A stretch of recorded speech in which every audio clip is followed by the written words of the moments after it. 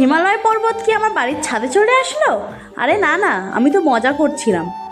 আচ্ছা, আমরা তো সবাই বিরিয়ানি খেতে ভালোবাসি, তাই না? তেমনই গাছেদের জন্য আজকে বিরিয়ানি তৈরি করব। আর সেটাই তোমাদেরকে দেখাবো। যেহেতু আমি কম বেশি সব ভিডিওতে বলে থাকি যে আমার সবসময় মাটি রেডি করা থাকে, তো সেই মাটি কিভাবে রেডি করি সেটাই আজকে দেখাবো। আর যেহেতু অনেক করে মাটি রেডি করা হয়, সেই জন্য আমি তো পারি না, ওই জন্য বাবাই ওটা করে দেয়। আর এখানে দেখো, বাবাও তো আছে, সাথে আমার মেয়েও আছে। ও যা পাকা হয়েছে না, দেখো কিভাবে দুষ্টুমি করছে। তো চলো, কিভাবে গাছেদের জন্য বিরিয়ানি তৈরি করি সেটাই তোমাদেরকে বলি। ফার্স্টে এখানে কিছু শুকনো মাটি দিয়েছে, তারপর এক এক করে সব সার দিয়ে দিয়েছে। সারগুলো হয়ে ফার্স্টে দিয়েছে নিম খোল, সর্ষের খোল, হাড় গুঁড়ো, শিংকুচি, পটাশ, বনডাস, তারপরে ভার্মিকম্পোস্ট। ভার্মিকম্পোস্ট সবার লাস্টে দিয়েছে।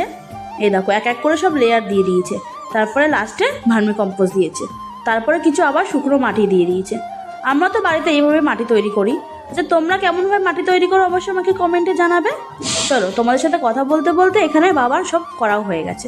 তো এখানে বাবা সব মাটি একসাথে মিশিয়েও নিচ্ছে। তো এই ভিডিওটি কেমন লাগলো জানিও।